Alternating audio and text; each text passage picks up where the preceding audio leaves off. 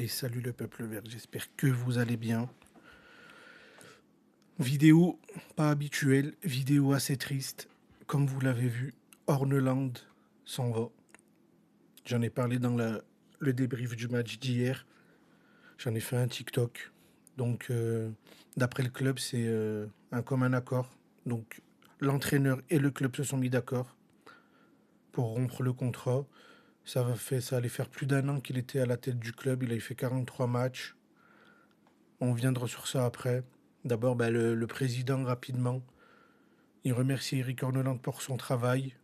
Il parle d'un entraîneur qui comprend profondément le poids et l'histoire du maillot. C'est vrai qu'on l'a vu au début, ça. Il parle du respect tout au long de son passage au club. Et Horneland, quant à lui, parle d'un privilège de travailler pour ce club. Il y a beaucoup d'entraîneurs qui sont comme lui. Il a travaillé chaque jour avec un profond respect pour ce que représente l'AICS, pour cette ville et pour nous, les supporters. Il remercie les joueurs, le staff, les supporters. Et il dit à la fin, j'aime bien, qu'il restera toujours un supporter de Saint-Etienne. Et il nous souhaite un grand succès. Donc pour le remplaçant, on verra plus tard. On va pas parler du remplaçant. On va parler Eric Horneland. Euh, pour moi, il était venu en pompier de service en Ligue 1. Donc ceux qui attendaient de lui en Ligue 1, c'est un peu compliqué en fait. Parce que je vous rappelle l'équipe qu'on avait en Ligue 1 sous Dalloglio. Hein, on en avait pris, il me semble, 8 à Nice. On n'alignait pas 3 passes. Les joueurs étaient cramés. Faut pas oublier tout ça parce que voilà, les gens. Je vois beaucoup de gens parler de la Ligue 1. Non, non. La Ligue 1, pour moi, il a essayé de combler des trous. Il n'a pas réussi. Maintenant, la Ligue 2, elle est plus problématique pour moi. Parce que moi, comme je voyais la transition de Ligue 1, Ligue 2, avec son mode de jeu, son style de management, pour moi, on allait cartonner en Ligue 2. Je le répète, hein, pour moi, on devait cartonner en Ligue 2. Mais il y a plusieurs choses, je ne sais pas, même lui le dit, il a pas réussi à faire progresser les joueurs. Je ne sais pas ce qui s'est passé en fait entre l'AISS et Ligue 1 et l'AISS Ligue 2. Pour moi, on avait un meilleur effectif. Mais non, voilà, il n'y avait pas de stabilité, on a eu du mal. Peut-être qu'aussi Ekwa, David Tachvili, Stassin, bah, ça pèse dans un vestiaire en fait. Des joueurs qui veulent partir mais qui restent.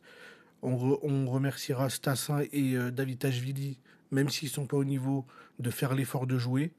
Alors que Ekwa, on ne l'a pas revu depuis un moment. Mais voilà, il y a ça qui pèse dans un vestiaire. Moi, pour moi, la plus grosse problématique d'Orneland, c'était sa façon de préparer les équipes, en fait. Je ne sais pas s'il avait une vision globale ou s'il était vraiment ancré dans son idée de se dire c'est mon idée, on la tient, les équipes en face, elles sont censées être plus faibles, on doit gagner. Mais non, ça marche pas comme ça, en fait.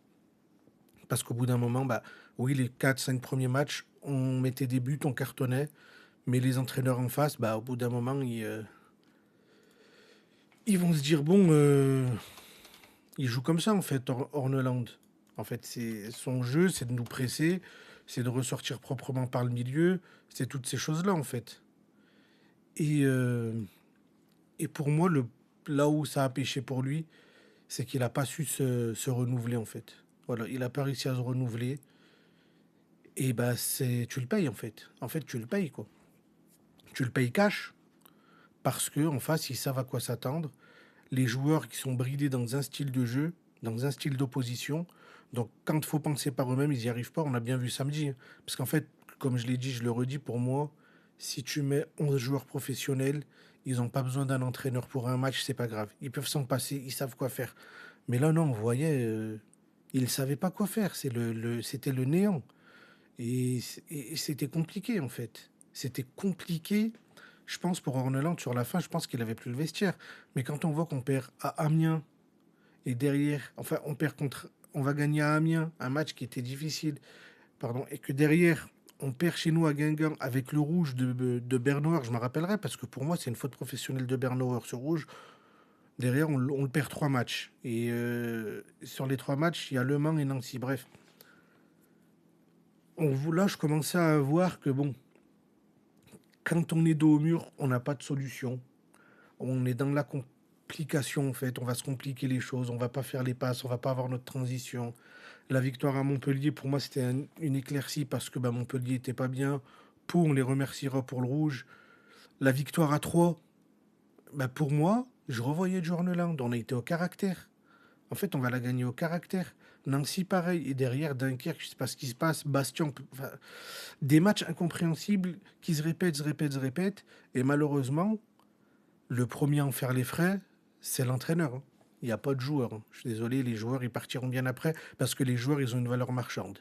Orneland, il n'a pas de valeur marchande, on a juste à le licencier. Mais un joueur comme Stassin, comme David Tachvili, si tu veux les vendre, tu dois les faire jouer. Et à un moment donné, s'ils sont nuls, mais qu'ils ont une valeur marchande et que tu dois les faire jouer, ben, c'est au détriment de ton collectif. Parce qu'on voit que Dufus, c'est un très bon footballeur. Il y a eu les blessures, je vais revenir dessus juste après. On voit que Dufus, c'est très bon. En fait, il y a pas de magie. On voit qu'il est meilleur que Stassin sur cette saison, point. Et ben Stassin doit aller sur le banc. Un petit moment donné, un petit séjour sur le banc, ça n'a jamais fait de mal à personne. Ensuite, il y a les blessures. Je ne sais pas comment gère le staff médical, mais est-ce qu'eux aussi ne sont pas un peu en cause? Que des rechutes, des blessures longue date, des bobos. Est-ce que Orneland ne les faisait pas revenir trop vite? Ça, je ne sais pas. Il n'y a pas de déclaration que j'essaye de chercher. Mais sur ça, le club, il est assez transparent. Donc, on ne peut pas avancer si nous-mêmes, à l'intérieur, le club, il a des manquements, des vides de la part des dirigeants. Parce que pour moi, Orneland ne devait pas jouer le match samedi. Tu mets l'entraîneur de la réserve, tu mets l'entraîneur, tu mets quelqu'un. Mais Orneland, tu dois le libérer. Ça a été quoi sa semaine en fait? Ça a été la purge. Tous les jours, ils venaient aux entraînements, ils savaient que c'était fini, les joueurs aussi. Comment vous voulez respecter les consignes? Comment vous voulez écouter? Et les joueurs, on en parlera dans une autre vidéo, parce que c'est là, on parle que d'Orneland. Mais il y en a, ils ont lâché le club. Ils nous ont lâché, nous les supporters, encore une fois. On achète les maillots, on va au stade, on regarde les matchs. Et ben nous, ils nous ont lâchés par ego parce qu'ils n'aiment pas le coach. Donc la saison, elle n'est pas à jeter. Voilà, je vous montre le classement. On est là, vous voyez pas, je ne sais pas si vous verrez bien, mais on est cinquième à 34 points. Reims, ils sont deuxième à 38 points, donc déjà ça se creuse. Mais moi, ce qui m'inquiète, c'est que Pau, bon, après différence de but, on sera toujours devant. Mais Pau, ils sont dixième, ils ont 31 points. Donc une ou deux défaites, Pau, ils gagnent un ou deux. Enfin, on peut se retrouver dixième de la Ligue 1, en fait. De la Ligue 2, pardon. Et, euh, et non, la saison, elle est à sauver. Donc merci Horneland, vraiment. J'ai pas envie de lui tirer dessus. Il y a eu des manquements, je les ai dit. Pour moi, il était trop entêté, trop têtu. Il nous a beaucoup aidé. Voilà. Rappelez-vous d'Aloglio, le jeu terne que c'était. Et quand Horneland il arrive, le jeu fluide, en transition, en pressing. Bon, ben ça n'a pas marché en Ligue 1. Je sais pas pourquoi ça n'a pas marché en Ligue 2. Mais voilà, c'est pas, faut pas, j'ai pas envie de tout jeter à la poubelle. Oui, c'est vrai que ces deux, trois derniers mois, c'était compliqué. Mais quand il est venu avec beaucoup d'enthousiasme, moi, j'étais un de ses premiers supporters, un des premiers à valider le choix. J'aimais beaucoup. Maintenant, il est parti. Bonne chance pour sa carrière. Nous, on reste l'ASS. Et voilà, dites-moi, vous, en commentaire, votre ressenti. Enfin, je pense que j'en ai pas besoin. Il y en a beaucoup sur les shorts et les vidéos qui me disent que vous en aviez marre, et moi aussi. Mais voilà, il nous a laissé des bons souvenirs, même s'ils sont pas énormes. Merci à lui, il aura tout essayé. Maintenant, moi, je vous donne rendez-vous demain, 18 h aussi, pour la présentation du nouveau coach, Philippe Montagnier. Ça a fuité, non? Ça a été officialisé, il a posé au club. Je ne sais pas s'il y aura une conférence de presse, j'aimerais bien m'appuyer dessus. Sinon, tant pis, je présenterai juste l'entraîneur. En attendant, passez une bonne semaine, pardon. Samedi, on va à Montpellier. Non, si on va à Montpellier samedi. On va à Montpellier, on reçoit Montpellier samedi. J'ai un trou. Samedi. On reçoit Montpellier, donc on a deux matchs à domicile, faut en profiter. Gros match contre Montpellier, faut pas sous-estimer. Moi, je vous dis à très bientôt. Prenez soin de vous. Ciao, ciao.